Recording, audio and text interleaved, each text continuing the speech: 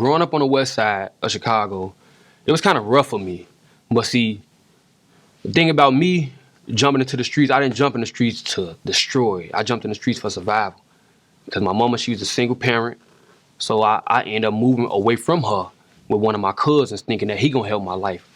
And it didn't go that good. So that also caused me to drop out of school. I didn't make it past freshman year. So there's just certain things that I talk about in my past, just had me thinking a lot, and just, so because I have lost so much from that time then, and I have gained so much now. The thing about my cousin is, like, he didn't really have to do, like, he didn't really have to be in the streets. He didn't have to, like, do what I chose, but he did it anyway. So me watching him, like, oh, well, since he don't got to do it, and he, you know what I'm saying, but he's still doing it, it just made me, like, just want to even do it more. If that makes sense. It made me want to do it more. My cousin was doing it because he thought it was the cool thing. I did it because I really had to survive. See, I stopped going to school because I wasn't looking up to par like how the rest of them kids was. So I'm like, man, if you can't help me, I'm finna do it. So when my cousin came to question me about it, I didn't have no answer. I didn't have no answer. I didn't have no answer because it was going on for a few months before he even knew I was selling drugs. And I thank God I made it through everything, because just in the streets, like, is like some of the older guys you always looking up to. You get in the streets, you look up to them, whether it's good or bad, you look up to them, and you thinking they giving you so much advice, and the minute you get into a situation, nobody there in that situation. So it's like it turn you cold. It make you lose. It like love start leaving.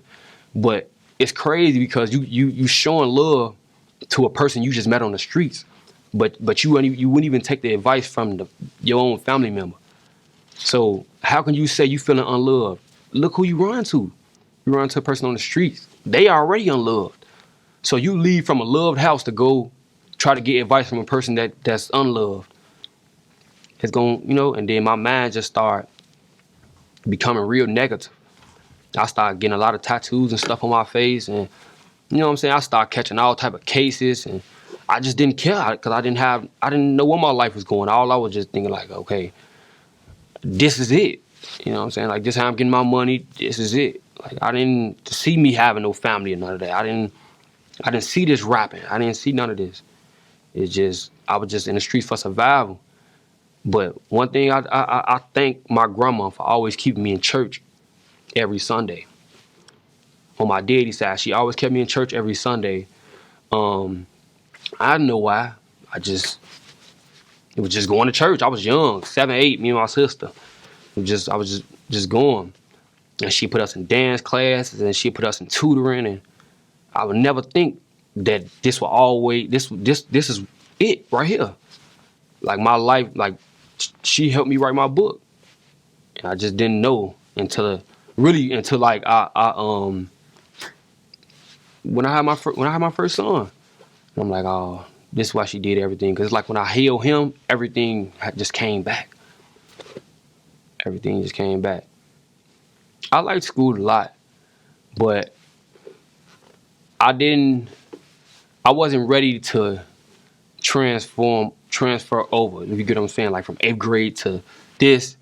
I feel like it all happened too fast, because in grammar school, I was a C and B student, like that average.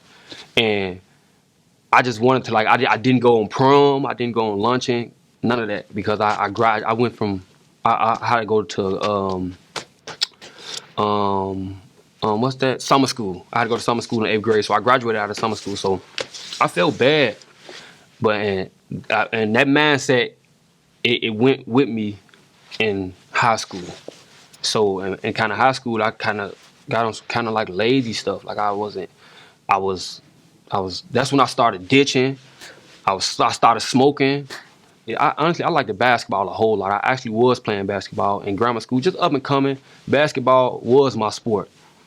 But I found that I can, you know, be real powerful with my words and my, you know, my message. So I kind of dropped the ball.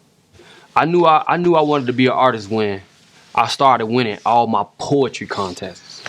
Like all my poetry contests, like it's like in school there's something to come up, like Martin Luther King Day or anything got something to do with like poetry or any talent show. I would always get in and I would go in with my poetry, and I don't know what made me start writing poems. I don't know. And then once I was going through the jail systems and guys, you know what I'm saying, be thinking and they feelings about their girl. I'm like, man, I want you to write my girl this, or I want you to write my girl that. And I would do it. And I even write, you know what I'm saying, I even say it to they, you know, on the phone, you know. So I'm like, oh yeah, it's time. It's time. And the people in jail gave me my confidence. Like, go, you can do it. So going throughout the jail cells throughout the years, I started writing raps, but I never stopped writing my poetry. And then just once I got fully with the rap, I let the poetry go. Jail made me a man, honestly. Yes, I did have my father in my life once upon a time. Still here. But it's things I wanted to listen to and it's things I didn't want to listen to. It made me and my father's life kind of like, because certain things I wanted to hear from my father, I couldn't hear from them. Well, I couldn't hear from him. I had to, you know what I'm saying, I went in there and there's all type of people fighting their life. So I gotta, you know what I'm saying, I gotta hope and pray I run into somebody in here like, you know, they're gonna give me that, you know, and running into a lot of old heads, old school guys. They just let me dropping their wisdom off on me. Things I ain't even know, they just dropping it off on me. And I ain't had no choice but to get it, cause once wise in my life, it's like a pattern. If I run across one wise guy, it's gonna keep happening. So in the jail, I was running across a wise old schooler, and I go on this deck, and they go another wise old schooler. So they kept feeding me the same thing, and it just made me wiser. I think that's why I am right, like the way I am right now, like as far as my music, and because them old schools when I was locked up just laying that knowledge on me that I wanted people that was actually in the world to lay on me. So once I got out, it was like I had it, but I didn't know. It was still certain things I was a little rusty on. My father, he do music as well. He was a gospel singer. Him and my uncle Fonzo, let him rest in peace. They was in a group called the Gospel Kids, and I used to be watching him, not even thinking that this is what it is. But the relationship that him and my mom had, they didn't hate each other. It's just, you know how life just plays out. But she never kept us away from him. Like, you know what I'm saying? Every weekend we come, like Monday through Friday we with mom, and Saturday, Sunday we with pops, and Saturday we with pops, and Sunday we with my grandma, and he was, one thing I can say about my pops, he a protector. He a protector. He honest.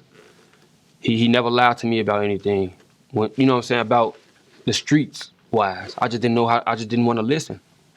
I just thought I knew it all.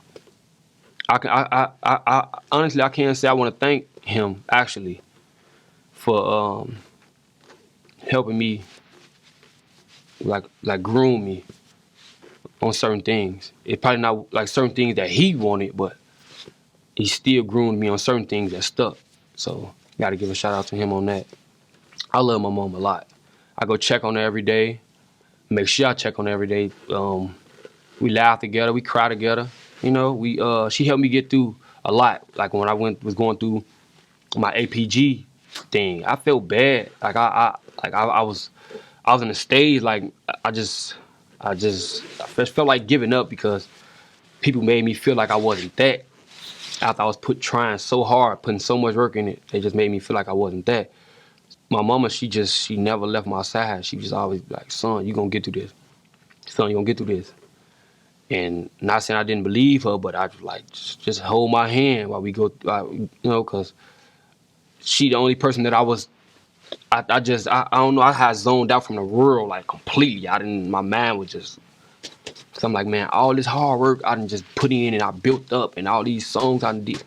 For this to fall like this, so she stayed by my side when stuff was rough, for real, for real. Even through the jails. My OG never left my side, man. I had a talk with my OG a while back ago, and I just finally talked to her and I told her, I don't want you to fight yourself and think you did something wrong. I chose this. This is what I wanted to do. Don't fight yourself like it's, you know. And she understood. She understood. So it's just, as long as me and my mom communicate every day, it just keep our relationship strong.